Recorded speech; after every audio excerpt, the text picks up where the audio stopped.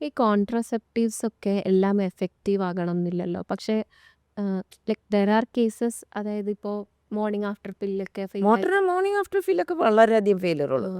അപ്പോൾ അതൊന്നും should never be considered emergency contraceptive എന്ന് പറയപ്പെടുന്ന മോർണിംഗ് ആഫ്റ്റർ പില്ലൊക്കെ വളരെ ഫെയിലിയർ ഉള്ള കാര്യം. അതൊന്നും ഒരു റെഗുലർ കോൺട്രസെപ്റ്റീവ് പെട്ടിട്ടേ ഇല്ല. അപ്പോൾ എന്താ പ്രോപ്പർ മെത്തേഡ്? ലൈക്ക് ഒരു ഇഷ്ടംപോലെ. അപ്പോൾ അതന്നെയാണ് ഞങ്ങൾ ഹിസ്റ്ററി കൊടുക്കണമെന്ന് പറഞ്ഞത്. പേഷ്യൻറ്റിൻ്റെ എല്ലാം നോക്കിയിട്ട് അവർക്ക് പറ്റിയ കോൺട്രസെപ്ഷൻസ് ഒക്കെയാണ് പറഞ്ഞു കൊടുക്കുന്നത്. പിന്നെ അവരെ സെക്ഷൽ ഹിസ്റ്ററി കൊണ്ട് ആഴ്ചയിൽ ഒരു പ്രാവശ്യം മാത്രം വരുന്ന ഹസ്ബൻഡോ ബോയ് ഫ്രണ്ടോ ആണെന്ന് വിചാരിക്കുക, അല്ലെങ്കിൽ മാസത്തിൽ ഒരു മാസം മാത്രം വരുന്നവരാണ്. അവർക്ക് പറയുന്നതല്ലായിരിക്കാം റെഗുലർലി ഉള്ള ഒരു കപ്പിളിനോട് പറയേണ്ടതും. And depending on the diseases ഉള്ളവരാണെങ്കിൽ അങ്ങനെയൊക്കെ. അപ്പോൾ ഞങ്ങൾക്ക് ഒരു ഞങ്ങൾക്ക് അതിന് ട്രേ ആണ് പറയുക. ഞങ്ങൾ ട്രേയിൽ പല സാധനങ്ങൾ വെച്ചിട്ടുണ്ട്. അതിൽ നിന്ന് അപ്രോപ്രിയേറ്റ് ആയിട്ട് നമുക്ക് ഡിസ്കസ് ചെയ്യാണ് വേണ്ടത്.